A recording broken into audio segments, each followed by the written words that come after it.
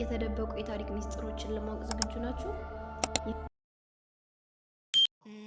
በአላህ ስም እጅግ በጣም ሩህሩህ በጣም አዛኝ በሆነ በታሪክ ውስጥ እጅግ የታወቁ አስደናቂ ጥበብ የነበራቸው ነገር ግን በአንድ ጀንበር ከምድር ገጽ ላይ የጠፉ ከተማዎችን ያውቃሉ? ቁርአን ከ1400 ዓመታት በፊት ስማቸውን ጠቅሶ ዛሬ ደግሞ በሳይንስ ፍርስራሾቻቸው የተገኙ 3 ሚስጥራዊ ከተማዎችን አብረን እናያለን። ቪዲዮውን ላይክ በማድረግ እስከ መጨረሻው አብራችሁን ቆዩ። የመጀመሪያዋ ከተማ በቁርአን ውስጥ ኢረም ተብላ የተጠራችው የአድ ህዝቦች ከተማ ናት።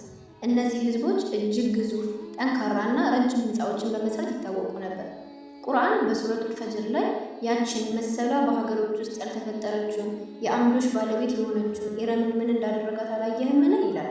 ይህች ከተማ ለብዙ ዘመናት በአሸዋ ስር ተደብቃ የነበረ ሲሆን በቅርብ ዓመታት በሳተላይት በተደረገ ፍለጋ በኦማን በረሃ ውስጥ ፍርስራሿ ተገኝቷል።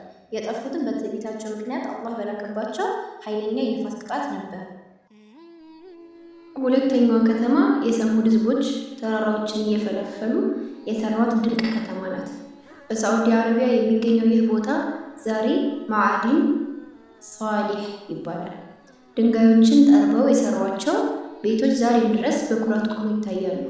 ነቢዩ ሷሊህ ዓለይሂ ሰላም ወደ እነሱ ተልከው ተአምራዊቷን ግመል እንዳይነኳት ቢያስጠነቅቋቸውም ህዝቦቹ ስለነኳት በዚህ ምክንያት እጅግ የሚያስደነግጥ የሰማይ ጩኸት በአንድ ቅጽበት ህይወታቸውን አሳጥቷቸዋል። ሶስተኛዋ ደግሞ በየመን የነበረችው የሰብዕ ከተማ ስትሆን እጅግ ዘመናዊ የሆነ የማሪክ ግድብን በመስራት ግዛታቸውን አረንጓዴ ምድር አድርገውት ነበር። ነገር ግን ለአላህ ጸጋ ምስጋና በመንፈጋቸው ምክንያት አላህ ታላቅ የጎርፍ መጥለቅለቅን ሰደደባቸው።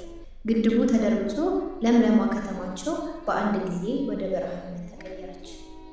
እነዚህ ከተማዎች የሰው ልጅ ምንም ያህል ቢበለጽግ ከአላህ ትእዛዝ ሲወጣ አላህ የሰጠውን ኒዕማ ማመስገን ሲያቅተው ምን እንደሚገጥመው በትልቁ አስተምረውናል። ከእነዚህ ታሪኮች እናንተ ምን ተማራችሁ? ሀሳባችሁን ኮሜንት ላይ አስቀምጡልን። ለቀጣይ